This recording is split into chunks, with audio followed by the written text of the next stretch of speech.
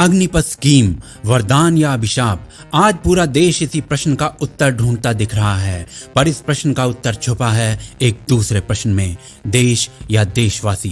क्या कोई स्कीम देश के लिए अच्छी हो सकती है जिस पर देशवासी हंगामा मचाएं? अग्निपथ में आपका स्वागत है।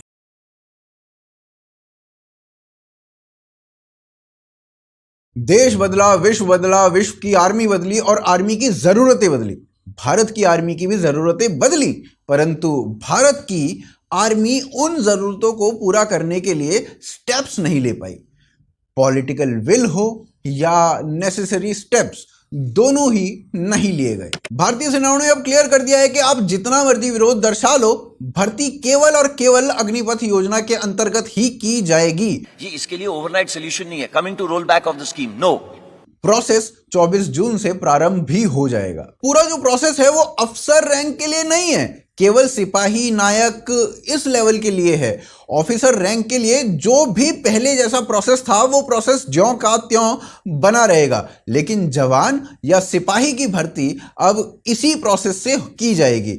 इसमें पहले 4 साल 46,000 भर्तियां पर ईयर की जाएंगी, 5वें वर्ष में 90,000 भर्तियां की जाएंगी और 6ठे वर्ष में 1,25,000 भर्तियां की जाएंगी। 17.5 से 21 वर्ष तक की आयु वर्ग के लोग इसमें अप्लाई कर सकते हैं, जिसमें पहले वर्ष के लिए 2 वर्ष का रिलैक्सेशन दिया गया है, ताकि जो कोविड की वजह से मिस आउट कर गए थे लोग, वो इस वर्ष अप्लाई कर सके। परंतु इसमें विरोध है कि 2019 में जो फिजिकल और मेडिकल हुआ था उन लोगों की तो भर्ती उसी अनुसार की जाए, परंतु आर्मी का कहना यह है कि कोविड में मेडिकल और फिजिकल दोनों ही कंडीशंस सभी की बदली हैं, तो प्री कोविड और पोस्ट कोविड एवेल्यूशन एक जैसा नहीं हो सकता। दोबारा टेस्ट लेना पड़ेगा, तभी पता चलेगा। बात आर्मी से कॉम्प्रोमाइज की है।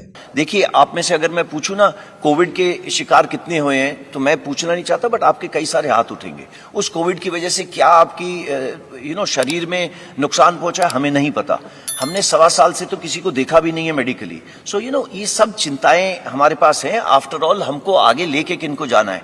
फिट पीपल को, डिसिप्लिन पीपल को। डिसिप्लिन तो हम करवा लेंगे, बट फिट तो अपनी अंदर की शक्ति है। इन भर्तियों के बाद 4 वर्षों तक आपकी परफॉर्मेंस को देखा जाएगा और जो भी 25% मोस्ट कॉम्पिटिटिव लोग होंगे उन्हें ही परमानेंट किया जाएगा। सबसे बड़ा प्रश्न वो जो सभी पूछ रहे हैं कि 75% का क्या होगा, तो वो 75% यानी 34,500 लोग वापस आकर सिविलियन का जीवन व्यतीत करेंगे, जैसे अभी भी आर्मी के नॉन कमीशन लोग कर रहे हैं। फर्क ये है कि अभी नॉन कमीशन वाले जो लोग आते हैं आर्मी छोड़कर, वो 38 से 40 आयु वर्ग के रिटायर होते हैं और अब 21 से 25 आयु वर्ग के रिटायर होंगे। कई रिपोर्ट्स बताती हैं कि 40 वर्ष के व्यक्ति को कोई भी कॉर्पोरेट हाउस या कोई भी राज्य सरकार जॉब देने से हिचकिचाती है, और ये स्वाभाविक भी है। इसलिए नॉन कमीशन वाले जितने भी रिटायर्ड आर्मी के लोग आपको दिखाई देते हैं,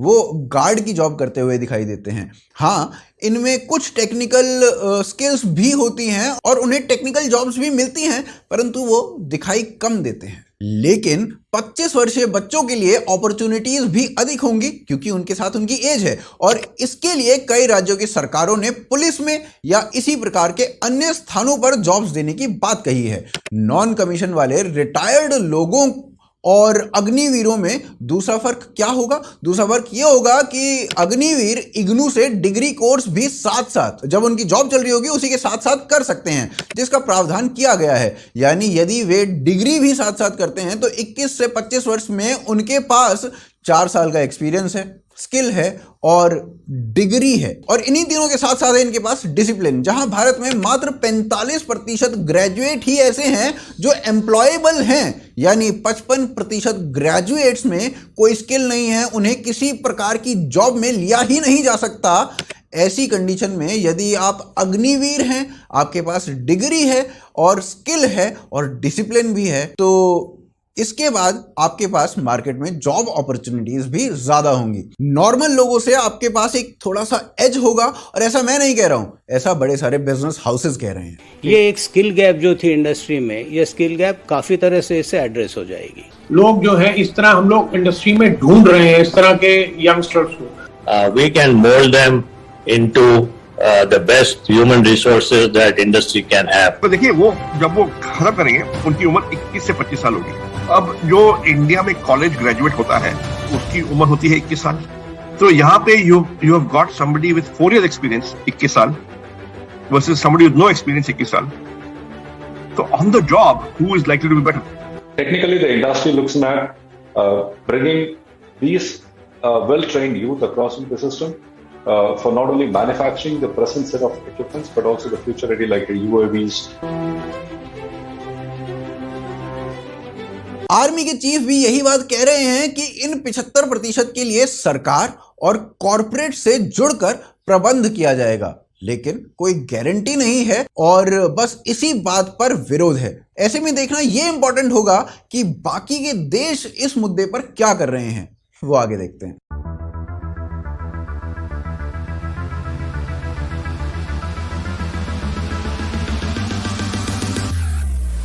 वर्ष 2003 चीन ने डिसाइड किया कि अपनी 25 लाख की सेना को 10 लाख से नीचे ले आएगा।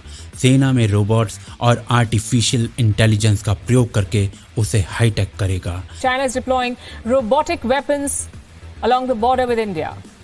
चीन भारत के युद्ध में चीन से रोबोट लड़े और भारत से इंसान, तो सोचिए क्षति किसकी होगी।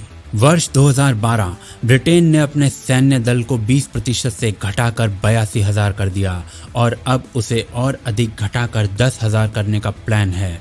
यूनाइटेड किंगडम ने 23 बिलियन पाउंड की फंडिंग की है, जिससे स्पेशलाइज्ड एरियाज जैसे कि national cyber force, autonomous weapon systems और स्पेस की डेवलपमेंट की जा सके।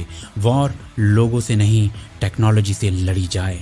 रूस ने भी अपनी सेना का विस्तार घटाया है और टेक्नोलॉजी पर भरोसा दिखाया है। यूएस ने भी अपनी सेना को काफ़ी कम किया है और कहा है कि कम सेना का अर्थ कोई ये ना समझे कि फाइटिंग कैपेबिलिटी कम हो गई है। भारत की सरकार और सेना ने भी उसी प्रकार से अपने आप को हाईटेक करने का निर्णय लिया है। जो पैसा सैलरी, पेंशन में जाता था वो ISR यानी कि इंटेलिजेंस, सर्विलियंस या reconnaissance, unmanned systems in space, cyber space capabilities में खर्चा किया जाएगा और टेक्नोलॉजी इंप्रूव होगी इसके कारण। ये वैसा ही है जैसा जब मिल में मशीनें आई थी तो भारत में फिल्में बनी थी कि अब मजदूरों का क्या होगा, और मशीनों ने प्रोडक्शन और एम्प्लॉयमेंट बाद में दोनों ही चीजें बढ़ाई थी। विश्व के ऑलमोस्ट हर ताकतवर देश ने अपनी आर्मी के साथ ऐसा करने का फैसला लिया है। भारत इस दौड़ में पीछे रहे और भारतवासियों की मांग को पूरा करे, या भारतवासियों की इस मांग को पीछे छोड़कर इस दौड़ में आगे बढ़े, ये फैसला भारतवासियों को लेना है। अग्निपथ स्कीम के लिए सेना के लिए किए गए वो रिफॉर्म्स जो 1989 से अभी तक रुके हुए थे, अभी ये हुए हैं, तो उससे कुछ परेशानी आएगी, परंतु भारत के लिए शायद यही सही है।